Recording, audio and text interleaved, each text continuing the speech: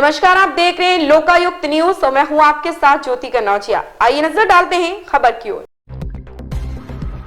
PM Modi बोले, कांग्रेस के घोषणा पत्र में मुस्लिम लीग की छाप, 3 तलाक की कुप्रथा का किया अंत।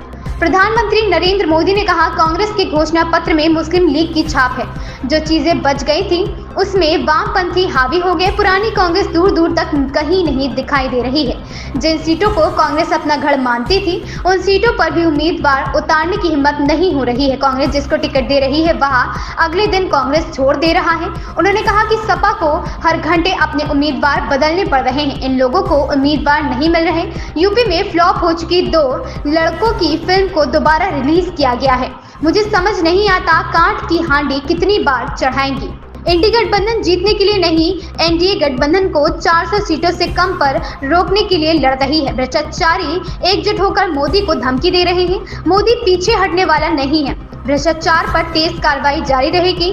पीएम मोदी ने कहा कि अब जो कांग्रेस है उसके पास ना तो देश हित की नीतियां हैं और ना ही देश निर्माण का विजन। कांग्रेस आज की भारत की आशाओं आकांक्षाओं से पूरी तरह कट चुकी है। कांग्रेस के घोषणा पत्र में वही सोच झलकती है जो सोच आजादी के आंदोलन के समय मुस्लिम लीग की थी। कांग्रेस के घोषणा पत्र में कांग्रेस दूर दूर तक नहीं दिखाई दे रही है। ऐसी कांग्रेस 21वीं सदी में भारत को आगे नहीं बढ़ा सकती। कांग्रेस प्रधानमंत्री नरेंद्र मोदी ने कहा कि जो काम कांग्रेस दशकों में नहीं कर पाई वह काम एनडीए सरकार ने 10 साल में किया है। कांग्रेस जितने साल सत्ता में रही उसने कमीशन खाने की प्राथमिकता दी।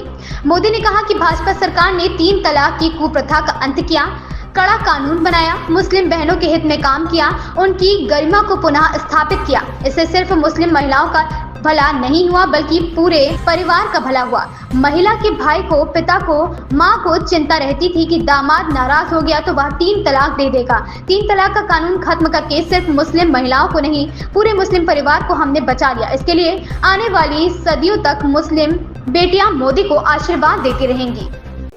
ऐसी ही खबर से जुड़े रहने के लिए आप देखते रहिए लोकायुक्त न्यूज।